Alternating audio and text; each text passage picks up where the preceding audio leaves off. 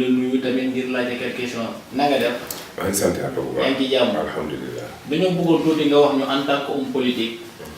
ak ci sa secteur. lan mooy li nga xamante ne moom la président Macky Sall liggéey biñ ko falee léegi ak lan nga ñu ci mën a wax loo xamante ne war na mun a tax ngeen fal ko au premier tour ci élection yi. waaw jërëjëf waa ministre bi maa ngi leen di gërëm ci visite bi ngeen ma defal si tey Macky Sall nag waxtaan ci moom ci secteur protection sociale man lu may neex la ndax yàlla dafa def mu nekk secteur bu nga xam ne yàgg naa ci di ciy liggéey depuis 20 ans man maa ngi liggéey ci IPRES ñuy fay pension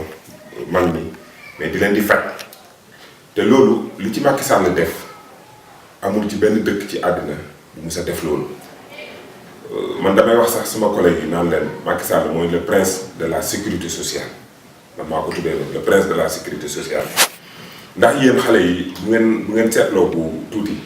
bu njëkk pension par ñetti weer lañ ko doon fay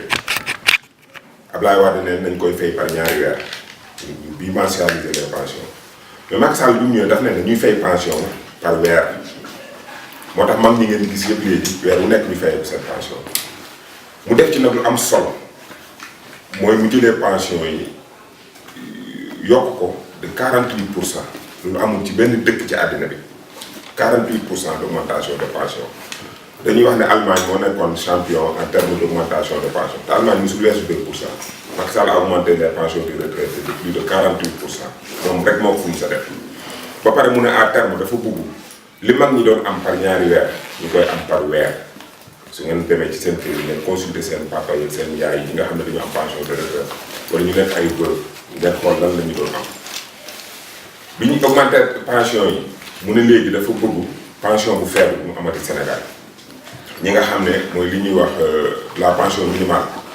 ñi nga xam ne dañu doon am ay pension 6 000 francs 8 000 francs bëri woon na ci dëkk bi ñëpp xam ne ndax retraite dafa du doy waar lu nga xam ne dëkk kër góor dugg am na benn retraite wala mu am benn veuve Macky Sall ne dafa bugg pension yi benn pension weesoo ci 35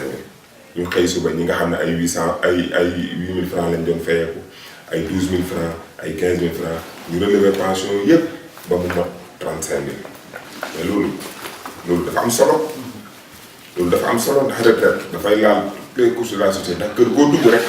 presque ñi koy yore te retraité yi la wala veuve bi ñoom ñooy nekk mag ñi foofu ñoom la ñuy fay mu am nag beneen projet bu am solo. muy le minimum vieillesse moom moo ne dafa bëgg bu ñu ko joxaatee deuxième mandat loolu ñuy wax minimum vieillesse mooy koo xam ne da nga dem ba am 60 ans te mosoo liggéey ñu di lay jox weer wu nekk as tuut mu ne su pétrole bi génnee ba Sénégal am ay ressources yu doy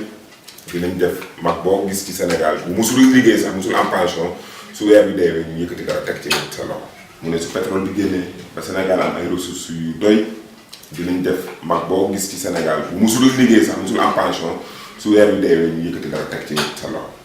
kon kay gàcce ngaa la loolu moo tax ñu war a falaat Macky Sall moom deuxième mandat waaw malgré nonobstant bilan bi nga xam ne moom la am muy maîtrise spirale inflationniste bi parce que avant Macky Sall di ñëw au pouvoir da ngeen doon gis chaque jour mu am augmentation ci prix denrée yi ceeb bi di yokku diwlin bi di yokku essence bi di yokk loyer bi di yokk transport bi di yokk mais moom ba mu ñëwee au pouvoir ba tey dara yokkuwul ci njëgu denrée yi dafa ñëw maîtriser ko mu métti mu nekk kii mu ne bu ñu yokk dara lépp yem fa mu yemam ca Abdoulaye Wade ba mu fi jógee ba tey jii nii Macky Sall nekk président pendant 7 ans Sénégal benn njëg yokkuwul mais bu njëg yi yokkuwul mu yokk revenu travailleurs yi ndax il a augmenté les salaires des travailleurs en diminuant l'impôt en 2012 Macky Sall ñëwee dafa wàññi impôt yi bu wàññi impôt yi wàññee ko naturellement salaire yi dafay yokku salaire yi yokku te prix denrée yi yokkuwul kon Sénégal yi seen koom-koom dafay yokku en termes économiques mu wàññi njëgu loyer bi dimbale mag ñi buñ feebaree faju yokk pension yi kooku am na bilan bu war a mën a tax jox ko un deuxième mandat mais Sénégal yi yaakaar ne ki leen defal lii ci premier mandat bi bu ñu ko joxee un deuxième mandat dina defal lu ëpp loolu moo tax ñu war ko faral moi je dis que kooku nga xam ne moom la ñu ooyee ñun ci suñu jargon le prince de la protection sociale ndax li mu def ci domaine boobu lii moo war a tax ñu war ko jox un deuxième mandat mu taxawaat ci kanamu Sénégal yi gën a jàppale mag ñi gën a jàppale retraités yi mais gën a jàppale ñi nga xam ne dañoo feebar ndax li mu def ci couverture maladie universelle loolu c'est à saluer ku mel noonu nag bu defee lu mel noonu war nañ ko jàppale joxaat ko